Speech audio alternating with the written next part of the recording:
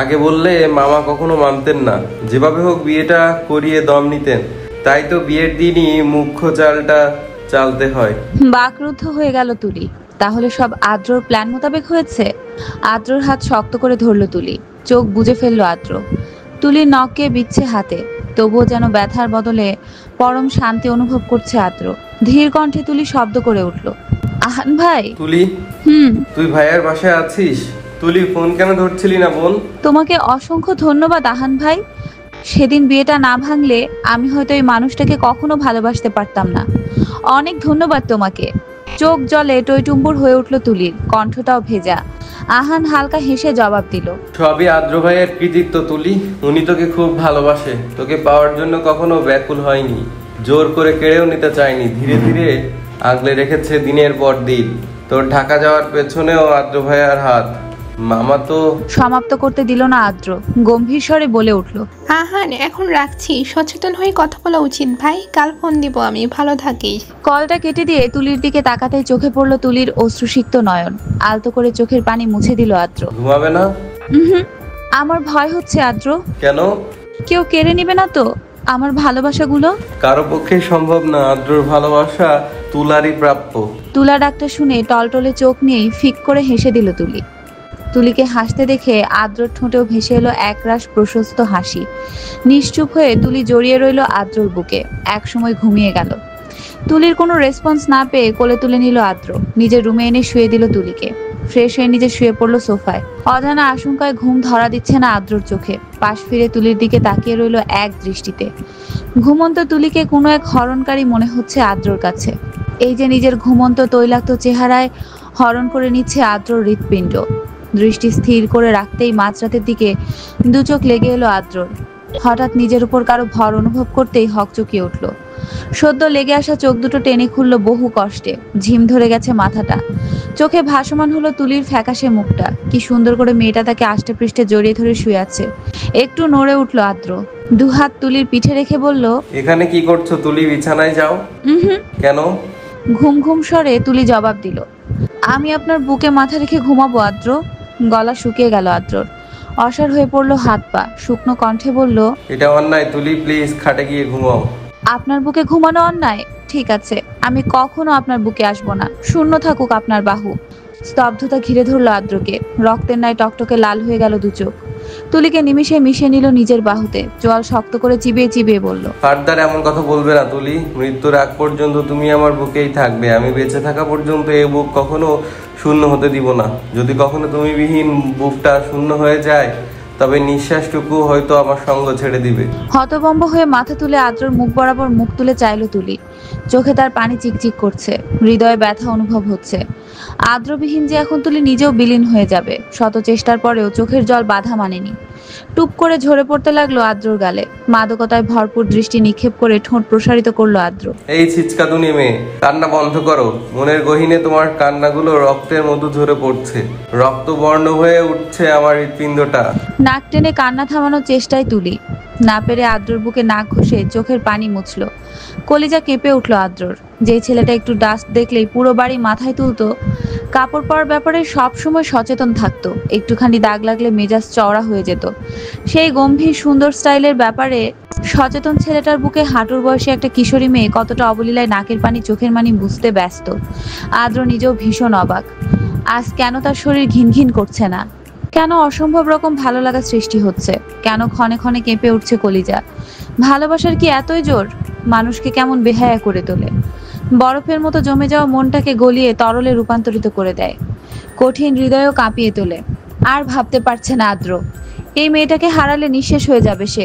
বুকের মাঝে লুকিয়ে রাখা ছাড়া আর তো কোনো উপায় দেখতে পাচ্ছে না এই মুহূর্তে। প্রেয়সীকে নিজ বাহুতে চিরদিনের জন্য আবদ্ধ করে নিতে সামনে যে ভাঙতে হবে দেয়াল। তুলিকে নাক টেনে কাঁদতে কাঁদতে আদ্রর বুকটা ভাসিয়ে দিয়েছে। আদ্র রসাতক ভঙ্গিতে বলে উঠল, অল্প বয়সী মেয়েদের এই এক সমস্যা, কিছু হতে না হতেই পড়ে যায় কান্নার রোল। আবেগে টুইটুম্বুর থাকে মন, যার ফলে কান্নাটাও হয় দীর্ঘক্ষণ। তা তুলা, কাঁদতে কাঁদতে আজ বুঝি আমার বুকেই নদী বানাবে নাকি সাগর? তীক্ষ্ণ চোখে চাইলো তুলি। সাথে সাথে ভেসে এলো আদ্রর কণ্ঠ, এভাবে দৃষ্টিপাত করবে না তুলা। হৃদয়ে লাগে খুব। শেষমেশ একজন হার্ট সার্জন হয়ে নিজেই না হার্ট অ্যাটাকে অক্কা পেয়ে যায়। আদ্রর মুখ এক হাত দিয়ে বেশ শক্ত করে চেপে ধরল তুলি। কান্না মিশ্রিত স্বরে বলে উঠল, আপনি বড্ড বেশি বকছেন আদ্র। আর এমনটা বলবেন না প্লিজ। আপনি হিনা যে আমি হারিয়ে যাব। আমার কোমল হৃদয়ে আপনি কেন ভালোবাসা জাগালেন? দূরেই যখন যাবেন কোথাও যেতে দিব না আমি। শাড়ি পরবো, পরে আঁচলে আপনাকে বেঁধে রাখবো আর স্বস্তির নিঃশ্বাস ফেলবো। আপনার ভালোবাসা সিক্ত হয়ে থাকবো চিরদিন, চিরকাল, প্রতিটা মুহূর্তে। লোকে দেখে যেন বলতে পারে, ইস কত ভালোবাসা, গভীর প্রণয়। আর ছেলেটা বড্ড বউ পাগল। মুহূর্তে আদ্রর চোখে মুখে ফুটে উঠল উজ্জ্বলতা। তুলিকে মুগ্ধ হাসি উপহার দিয়ে বলল, তাই নাকি? একদম। আদ্রর চেহারার দিকে কিছুক্ষণ মুগ্ধ নয়নে তাকিয়ে থেকে বলল, আপনি হাসলে এত সুন্দর লাগে কেন আদ্র? ছেলেদের হাসি এত মুগ্ধ হয়? আপনি হাসলে আমার বুকের বাঁ পাশটা ধক করে ওঠে, হৃৎপিণ্ডে অসহ্য পীড়ন হয়। আপনি তো হার্টের ডাক্তার, যন্ত্রণার উপশম না হয় আপনিই হবেন। ভয়ঙ্কর প্রলয় হতে লাগলো আদ্রর ভেতরে। তুলির ভালোবাসাময় মিষ্টি মিষ্টি কথা ভেতর থেকে নাড়িয়ে দিচ্ছে তাকে।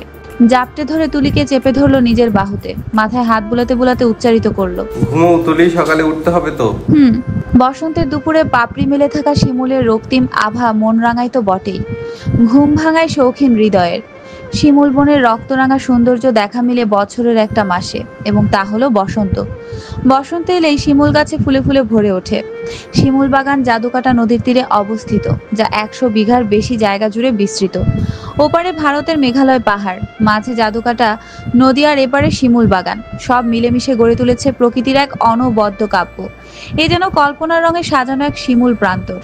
প্রকৃতির চোখ ধাঁধানো এই সৌন্দর্য দেখে লাল শাড়ি পরিহিতা তুলিও যেন মিশে যাচ্ছে প্রকৃতির রক্তিম আভায় ছেয়ে থাকা এই সৌন্দর্যের মাঝে। মিনিট 10 হবে সবাই শিমুল বাগানে এসেছে। সাথে এসেছেন একজন গাইড। তখন থেকে তুলি চারপাশে তাকাচ্ছে ব্যস্ত ভঙ্গিতে। এত সুন্দর কোনো জায়গা হয়? কখন থেকে তুলির মন শুধু এটাই প্রশ্ন করে যাচ্ছে। পাশে শাড়ি পরিহিতা বাকি 3 জন রমণীও ঘুরে ঘুরে দেখছে। হাতে টান পড়তে স্তম্ভিত ফিরে পেল তুলি। আদ্রর হাতে বন্দি তার একটা হাত। শিমুল গাছগুলো থেকে চোখ সরিয়ে আদ্রর উপর স্থাপন করলো তুলি নিজের 2 চোখ। ড্যাব ড্যাব চোখে চেয়ে রইল আদ্রর দিকে। মনে মনে বলে উঠল, প্রকৃতিও তো এমন ভাবে টানে না আদ্র, যেমন করে আপনার প্রতি টান অনুভব করি আমি।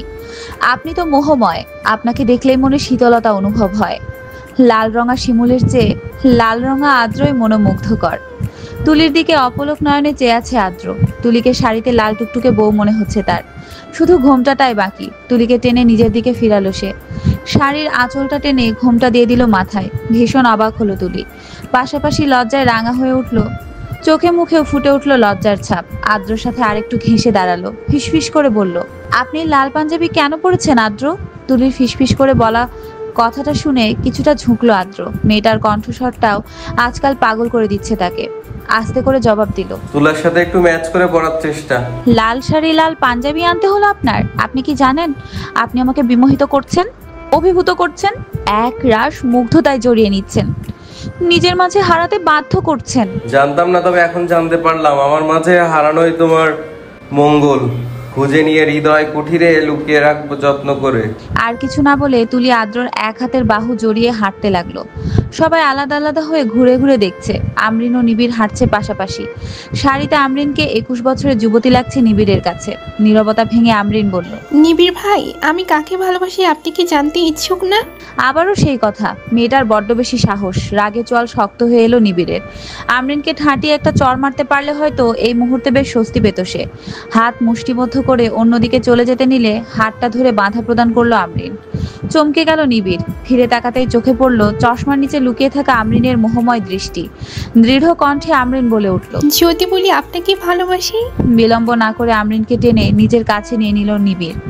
আমরিনের কপালে আসা অবাধ্য চুল কানের পেছনে গুজে হালকা হেসে বলল, তবে আমাকেই ভালোবাসতে হবে চিরকাল।